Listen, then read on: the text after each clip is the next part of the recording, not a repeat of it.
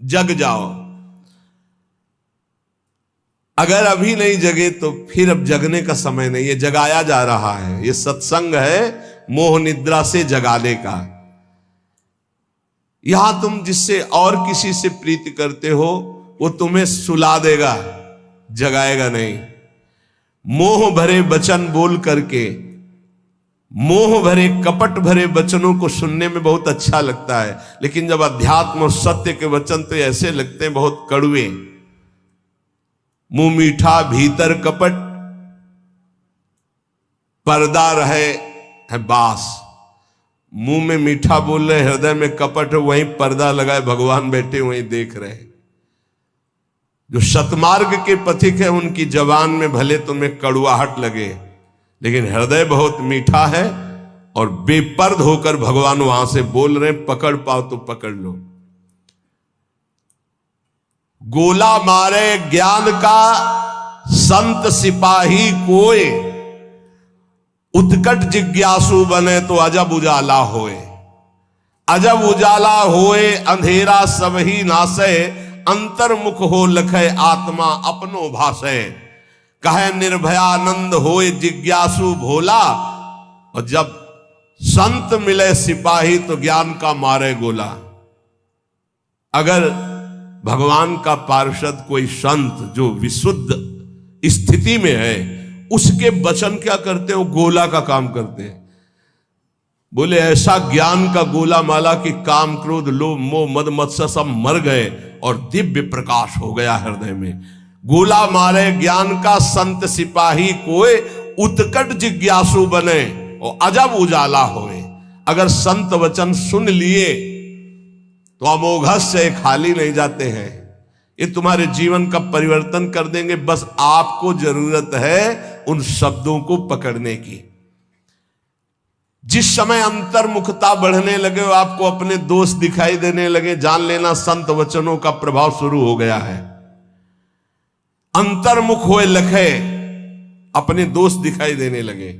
मेरे में ये कमी, मेरे में ये कमी, हे भगवान ये मेरी कमियां कैसे दूर होंगी? तो जान लो संत संग का प्रभाव आपके ऊपर पड़ रहा है। आत्मा अपनो भाषे, अपने आप से अपने स्वरूप का बोध प्रारंभ हो जाता है जब किसी सच्चे संत का संग मिलता है। पाता है निज आत्मा विषयीन सो मन रोक, काम क्रोध के वेग की जो सही जावे झोंक। संत संगी वही है जो काम क्रोध के वेग को सह जाए। काम आया सह गया, क्रोध आया सह गया। हमें देखते हैं कि काम क्रोध को सहने की तो वृत्ति साधक में है, लेकिन ईर्ष्या को सहने की शक्ति नहीं है।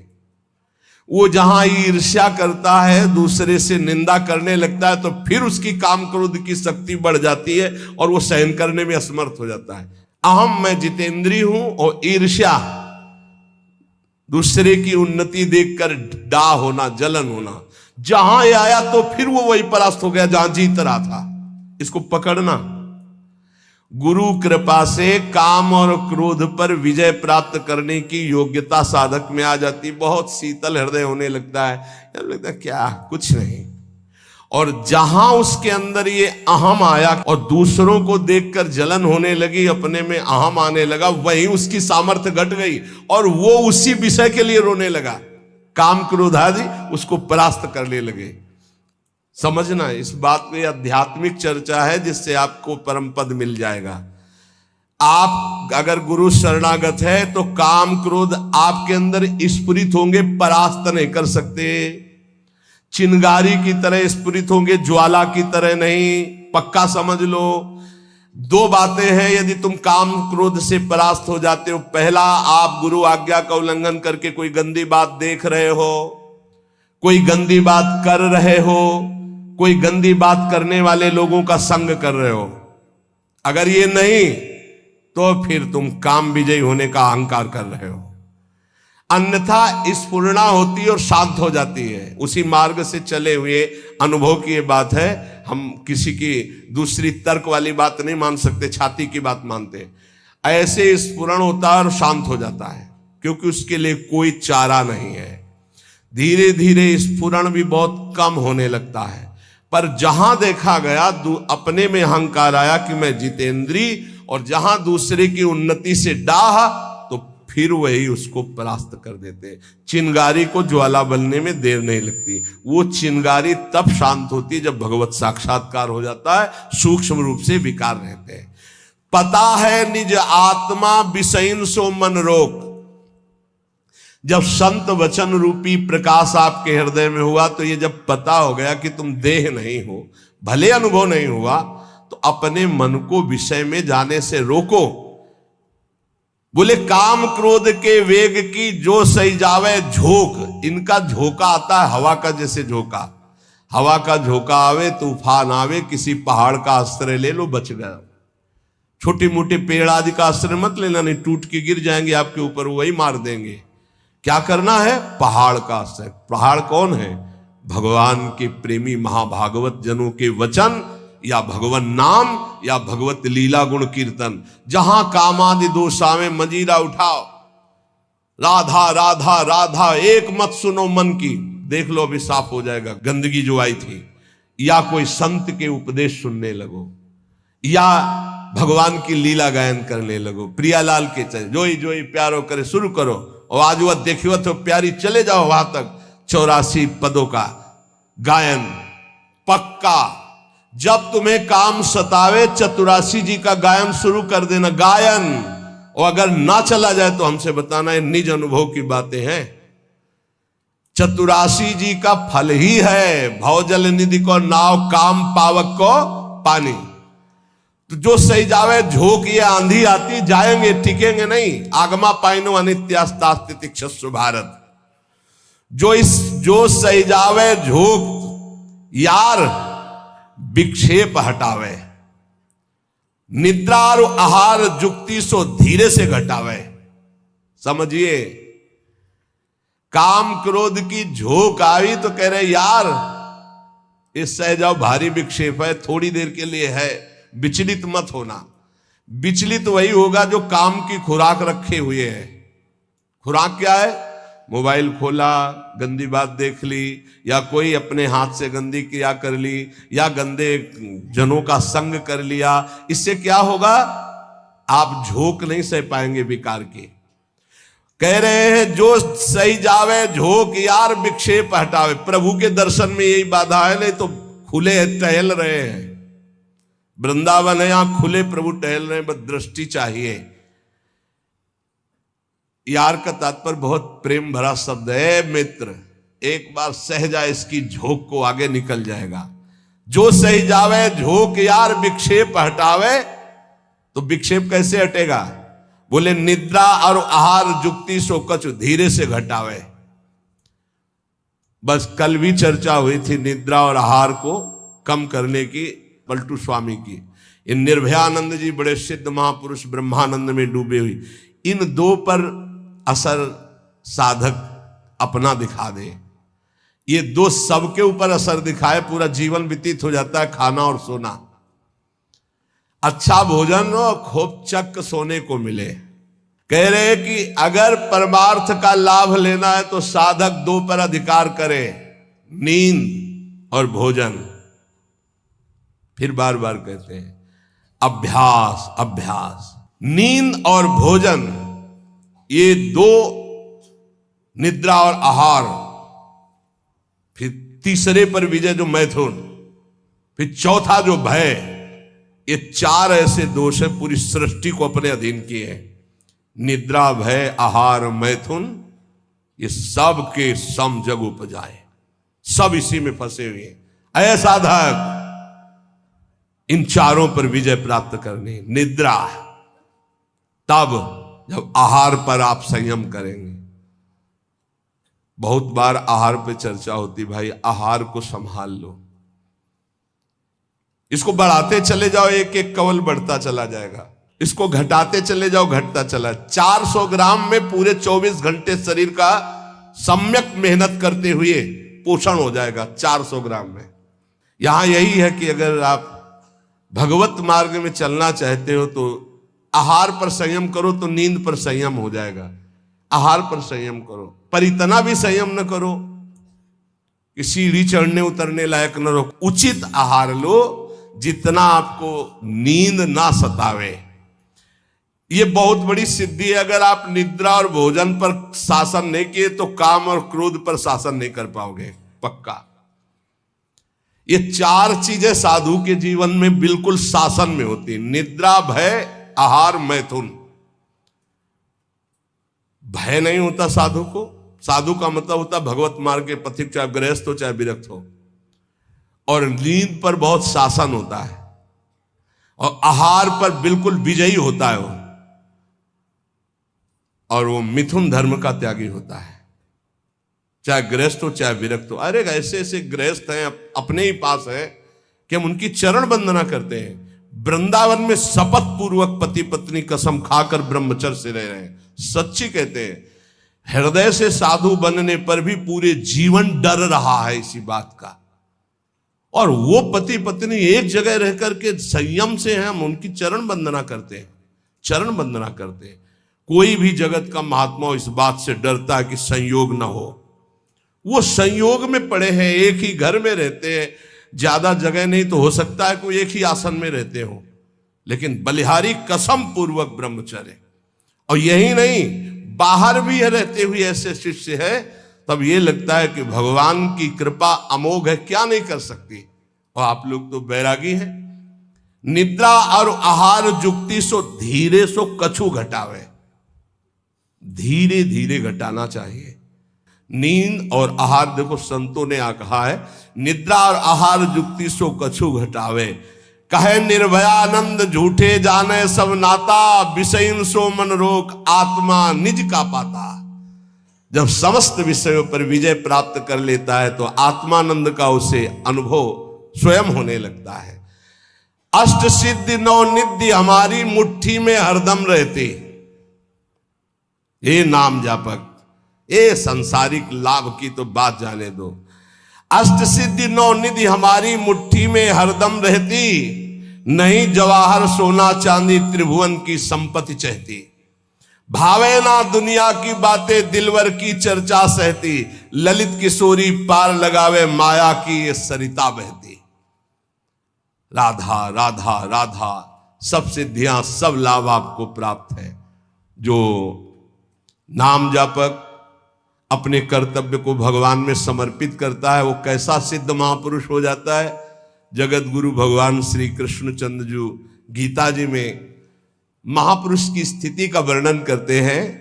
त्यक्त्वा कर्म फला संगम, बहुत दिनों के बाद है, त्यक्त्वा कर्म फला संगम नित्य तृप्तो निराश्रयः, कर्मण्यभिप्रवृत्तोपि नैव किंचित करोति सः। इसीलिए बीच बीच में रुक जाता है कि बहुत स्थिति का ऊंचा वर्णन यहां है, और उसके लिए कुछ साधना चाहिए।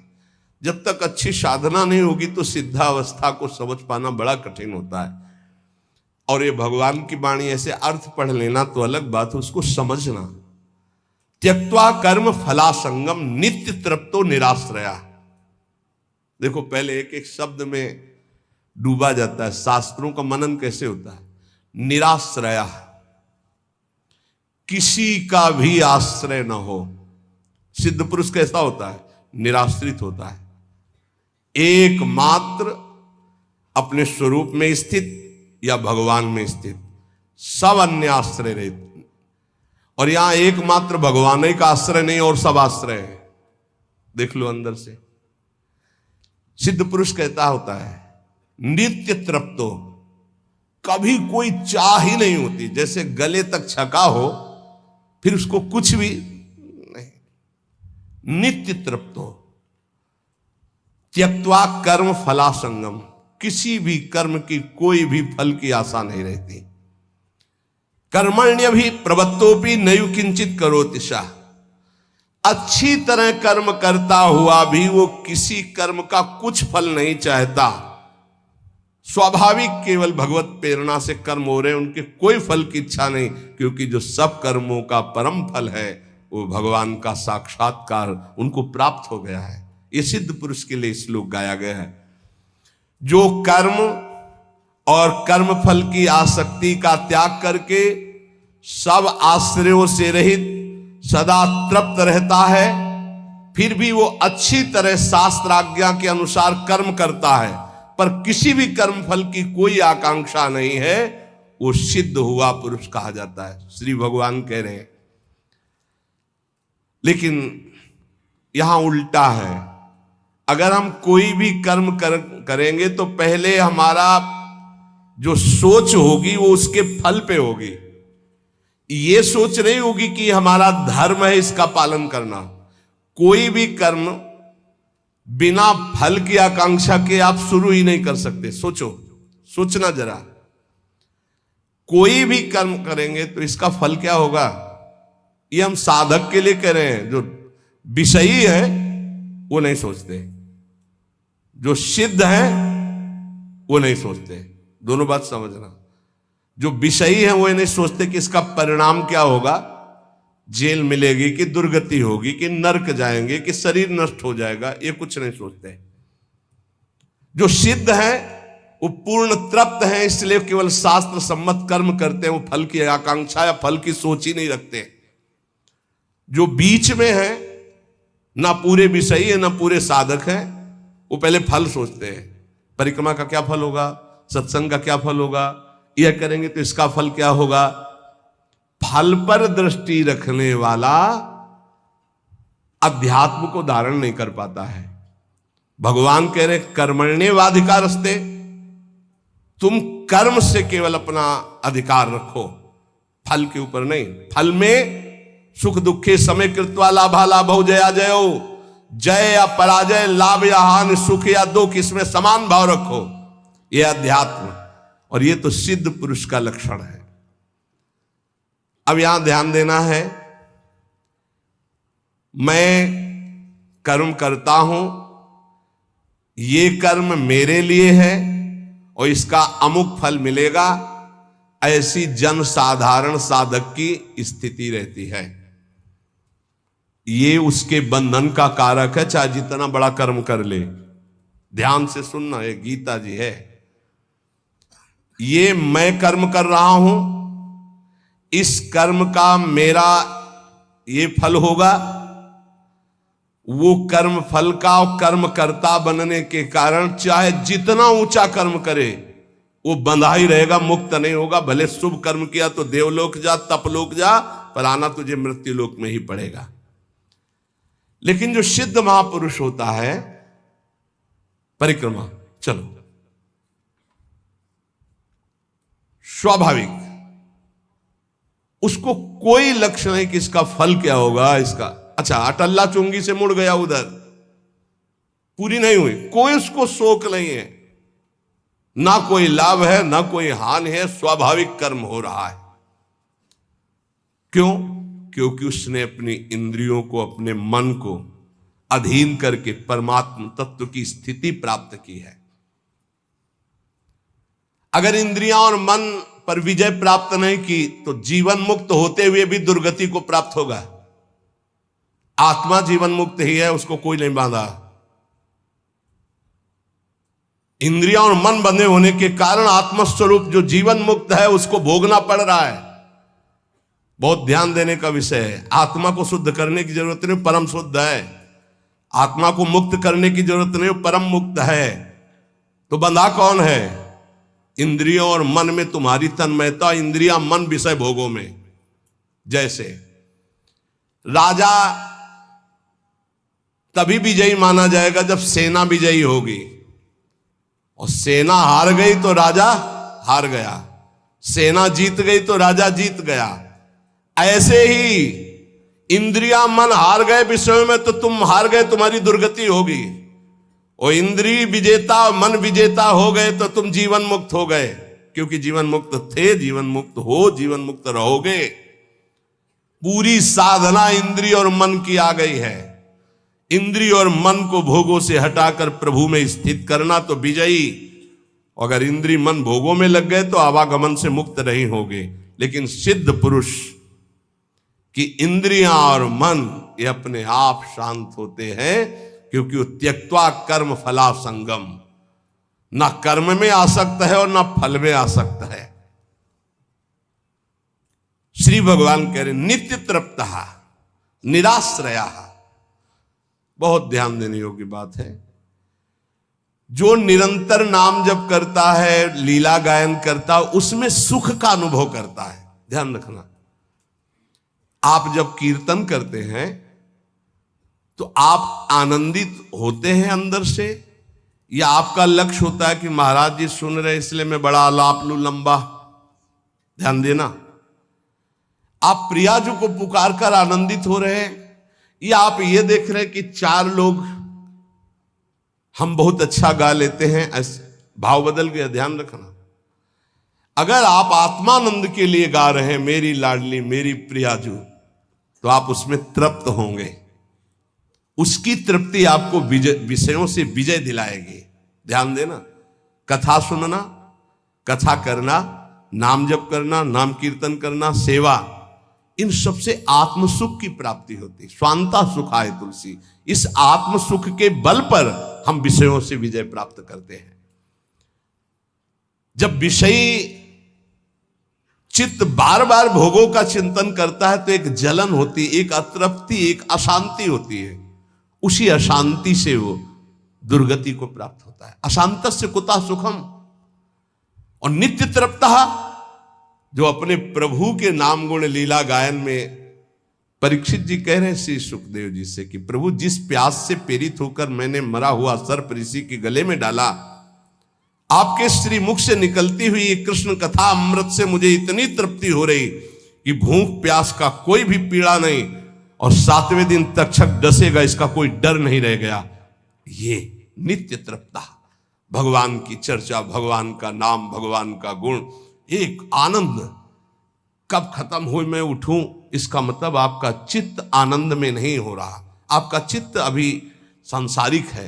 नहीं तो जिनके श्रवण समुद्र समाना, कथा तुम्हारी सुभग सरिनाना, भरे निरंतर हो ही न पूरे। हे भगवान, ये चर्चा 10 बजे तक चलती रहे, मैं ऐसा सुनता रहूं, ऐसी मांग हो। कोई हमसे बोले ना, निरंतर नाम जप करता, ये कीर्तन कर रहा हूं, दिन भर कीर्तन होता रहे, ऐसा अंदर उत्साह। वो परमात्मा में स्थित महात्मा नित्य तृप्त रहता, उसकी कोई आकांक्षा नहीं रहती। हमारी हाथ जोड़कर प्रार्थना सिद्धों की नकल न करे। एक महात्मा थे, 10 ग्राम संख्या रोज पाते थे। 1 ग्राम में 5-7 आदमी मर सकते हैं। 10 ग्राम। उड़िया बाबा को लगा कि गप होगी ऐसी, कैसे कोई 10 ग्राम संख्या जहर धतूरा खा सकता है। गए उन महात्मा के पास और कहा, आप 10 ग्राम जहर पाते हैं? बोले हाँ। बोले मैं देखना चाहता हूं। बोले शाम के 4 बजे। 4 बजे 10 ग्राम तौल करके जहर सिलबट्टा में डाला और पीस करके उसे धो करके वैसे चढ़ा। और वो सिलबट्टा अलग रहता था कि कोई उसको कभी छुए ना, नहीं उसमें मर जाएगा उतने। बोले महाराज आप कैसे हजम कर जाते हो? बोले पहले 1 बीज लिया था, ऐसे रगड़ के चाटा था, फिर धीरे धीरे बीज पाने लगे, फिर 2, फिर 3, आज 10 ग्राम जहर पा लेता हूं। 10 ग्राम जहर शरीर को। सिद्धों की नकल न करे। सिद्ध महापुरुषों के बड़े विचित्र विचित्र खेल होते। जब तक भगवत साक्षात्कार ना हो जाए, नियम ले ले, कोई व्यसन नहीं करेंगे। अगर व्यसन का आश्रय है, वो भगवत आश्रित नहीं हो पाएगा। ध्यान रखना। एक महात्मा को देखा गंगा के किनारे, हर 10 मिनट में उनको पान लगा के, एक आदमी, एक संत केवल ऐसे बैठे रहते थे और पान खाए हो ऐसे। आपको सच्ची बताएं, बड़ी ऊंची स्थिति थी। इन सिद्ध पुरुषों की नकल कभी ना करे, कभी ना करे। अब जैसे वो कहते ना, ले महात्मा जी आप भी, हम कहते हमारी सामर्थ्य नहीं। उसे ही कहते हमारी सामर्थ्य, क्योंकि सन्यास वेश में पान है, माला है, इत्र है, ये सब निषेध है। हमारी सामर्थ्य। और वो एक संत बैठे ही रहते थोड़ी थोड़ी देर। और भगवदाकार वृत्ति थी। आश्चर्य की बात, भगवदाकार। सिद्धों की नकल न करे, पक्का। जब तक भगवत साक्षात्कार न हो जाए, कोई भी नशा किसी भी साधक के पास नहीं होना चाहिए। कोई भी नशा, किसी वस्तु का अपने जीवन में इतना अधिकार नहीं होना चाहिए कि ये नहीं मिलेगा तो। वस्तु तुम्हारे जीवन में अपना अधिकार नहीं रखना चाहिए कि अगर ये नहीं तो हमारा दिनचर्या नहीं चलेगी। ये दिमाग में रख लो। कभी जीवन में चाय नहीं पीते, क्यों? क्योंकि उससे सुना था कि वो सर दर्द होने लगता है, उसका एक नियम बन जाता है, कभी नहीं पीते। अगर हमें हितधाम में कभी दूध दिया जाता था शाम के जैसे दवा में, तो 2-4 दिन लगातार लेते थे, फिर 1 हफ्ता छोड़ दिया। कभी हम उसको अपने जीवन में किसी दूध नहीं मिलेगा तो हमारी दिनचर्या नहीं चलेगी, या चाय नहीं मिलेगी तो दिनचर्या नहीं, कभी नहीं। इसलिए चाय पिया ही नहीं था कभी जीवन में। था इसलिए कह रहे हैं कि अब जोई जोई प्यारो करे सोई मोहि भावे। अब जैसे प्रभु रखें, रुग्ण शरीर है, ये टेबलेट खाना है, ये जैसे विधान में। कोई भी वस्तु तुम्हारी दिनचर्या में ऐसी नहीं होनी चाहिए कि ये वस्तु नहीं मिले तो हमारी दिनचर्या नहीं चलेगी। निराश्रया। कोई व्यक्ति ऐसा नहीं होना चाहिए कि वो ना मिलेंगे तो। कई बार हम प्रार्थना करते, थोड़ा भाव से समझना, आप इस शरीर का भी आश्रय मत लीजिए, ये धोखेबाज है। सबसे कह रहा हूं प्रार्थना करके, जो प्रेम करने वाले लोग हैं। एक बार एक किसी ने कहा था कि हम तो आपके साथ चलेंगे, तो हम कहा अगर हम ऐसे कह दें तो 1500 लोग तैयार हो जाएंगे। अब अगर ऐसे यहां से चलना हो कि चलो मानसरोवर चलना, तो बस कर लेते, सब बैठ जाओ। अब निकुंज में जाने के लिए तो समय अलग अलग है ना। हम ये कहते हैं कि आज्ञा का पालन करोगे, आओगे वहीं जहां अपने को जाना है, क्योंकि लाइन में खड़े हो, पंक्ति में खड़े हो, पर समय का पता नहीं, पहले आप जाओगे कि पहले हम जाएंगे, कुछ पता नहीं। आपको अपने शरीर को धरोहर की तरह रखना है। ये गुरुदेव का शरीर है, गुरुदेव को समर्पित है, जब जहां जैसे ऐसे। कलह की चर्चा थी, कोई साधक कह रहा था कि हमको तो सोच कर डर लगता है कि जब आप नहीं होंगे तो हम कैसे जिएंगे। ऐसा अपने को भी, अपने पूज्य महाराज जी के लिए कि अगर कभी तो ऐसा कैसे जी सकते हैं। पर यह शरीर का संग अस्थाई है, स्थायी नहीं है। ये धोखेबाज शरीर हमारा भी है और आपका भी है। ये आवाज बोलते बोलते रुक सकता है कि पूरा राधा ना बोल पाए, रा बोला और रुक गया। ये ऐसा है, जिस समय कनेक्शन कट जाएगा तो अगला कदम नहीं चल पाएगा, अगला शब्द नहीं बोल पाएगा। तो इस शरीर से भी प्यार मत करो। प्रेमानंद नाम स्वरूप का, प्रेमानंदोत्पुलकित गात्रो विद्युत धाराधर्षम कांति राधा कृष्णो मनसि दधानम वंदेहम श्री हित हरिवर्षम। ये व्यक्ति शरीर का नाम प्रेमानंद नहीं, प्रेमानंद नाम श्री प्रियालाल के प्रेम का है, जो हित है, जो हरिवंश है। अगर आप उस स्वरूप की तरफ दृष्टि रखेंगे तो आपको हर समय प्रेमानंद का सानिध्य मिलेगा। आप शरीर पर दृष्टि रखेंगे तो धोखा खा जाएंगे। आज नहीं तो कल ये छूट जाएगा और आपके अंदर आएगा कि अब मैं प्रेमानंद के बिना हूं। ऐसा हम नहीं चाहते कि आपको कभी ऐसा अनुभव हो कि हम प्रेमानंद के बिना हैं।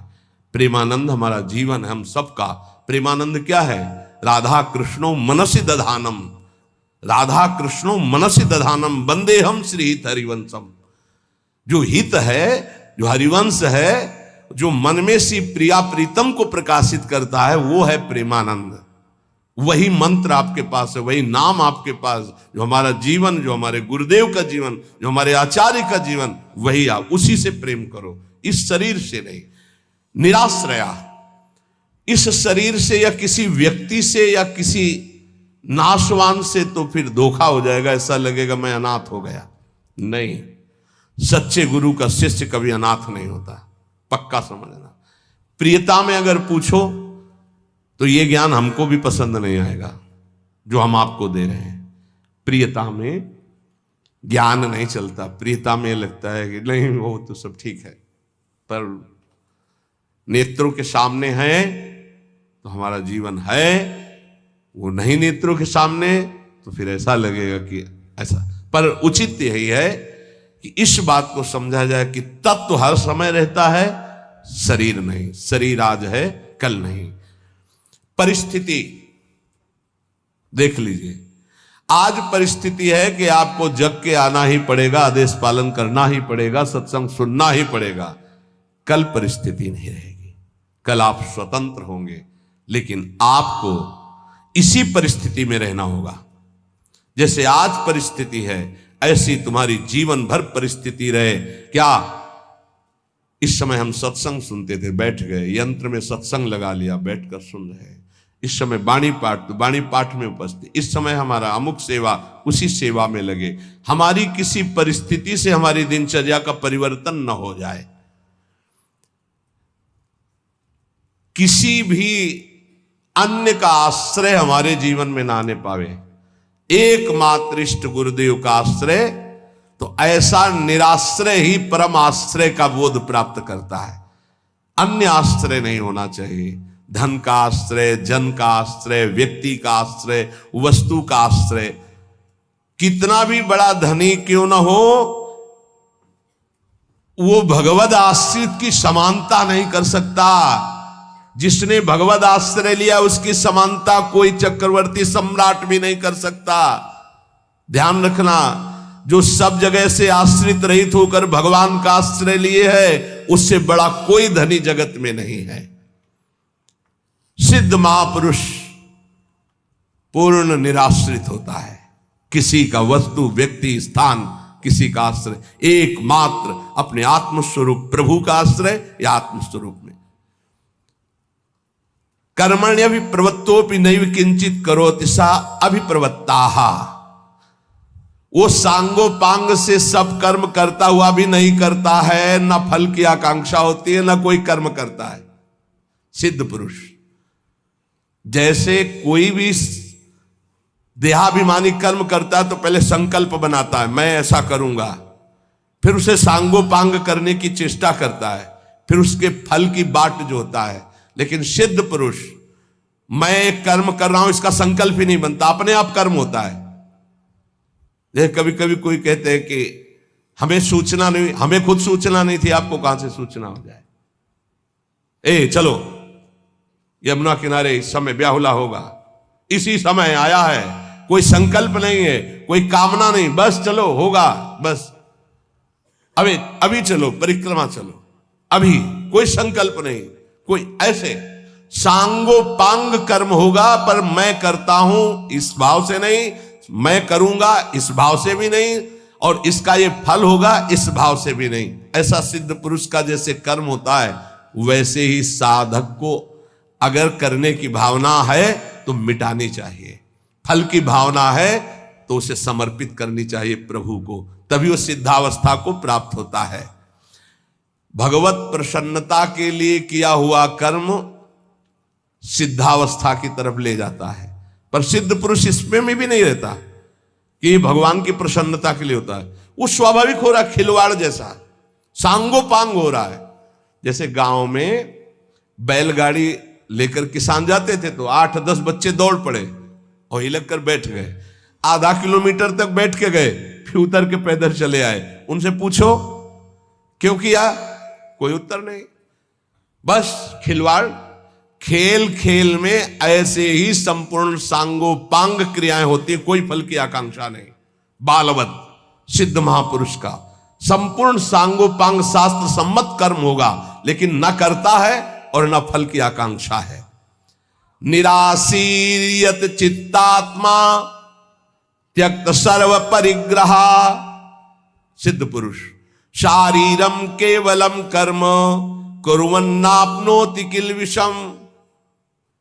निराशीर यत चित्तात्मा, जिसका शरीर बस में है, शरीर बस में हिलन डुलन चेष्टा रहित, बहुत जरूरी है ऊर्ध्वगामी वीर करने के लिए, ऊर्ध्वरेता बनने के लिए शरीर को निश्चेष्ट करना बहुत जरूरी है। अगर आसन पर बैठे, तो कल भी कहा था, आज भी कह रहे हैं, कुछ देर तो ऐसे बिना हिले डुले बैठना सीखो।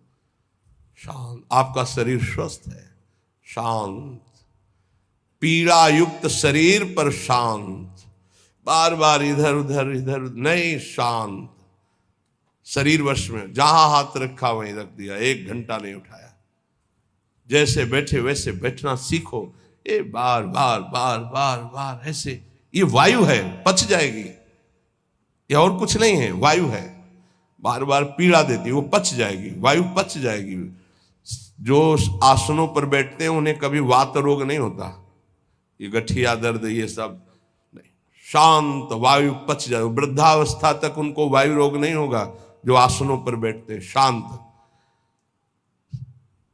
शरीर का जिन्होंने बस में करने के निश्चेष्ट कर दिया है, अगर 100 आसन पर लेटे तो 2 घंटे उसी 100 आसन पर सीधे ऐसे ऐसे भी नहीं होगा, 100 आसन पर ही लेटे। करवट ली, रात्रि व्यतीत कर 2 घंटे 3 घंटे जो उसी करवट में, नींद आवे ना आवे, बैठे तो उसी बैठक में, खड़े तो फिर आधा 1 घंटा उसी जगह खड़े। मंत्राकार वृत्ति के लिए शरीर को निश्चेष्ट करना अत्यंत आवश्यक है।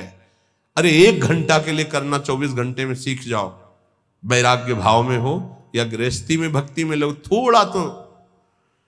निराशीर्य चित्तात्मा, जिसका शरीर बस में है, और फिर अंताकरण। अभी शरीर बस में नहीं तो अंताकरण को क्या समझोगे? मन बुद्धि चित्त अहंकार, बुद्धि मंत्र के निर्णय में लगी हुई है, राधा। मन बार बार उसी को लिख रहा है, चित्त बार बार उसी का चिंतन कर रहा है, अहम उसी में लीन हो रहा है, राधा राधा राधा राधा। पूर्ण अंतःकरण लय उसी में। जैसे घड़ी का सेलेंच लो तो मिनट सुई, सेकंड की सुई, घंटे की सुई, वही ऐसे ही राधा नाम में ही, जैसे हम राधा नाम उच्चारण, ऐसे मंत्र में पूरा मन बुद्धि चित्त अहंकार पूरा उसी में लीन, या अपने स्वरूप में स्थित अंतःकरण का लय। अंतःकरण तब बस में हो, पहले शरीर तो करो, पहले इंद्रियां तो करो, कुछ तो थोड़ा अध्यात्म के विषय में समझो अच्छी तरह से। जिसका अंतःकरण बस में, यह सिद्ध पुरुष का लक्षण है। शरीर बस में, अंतःकरण तब जब इंद्रियां बस में।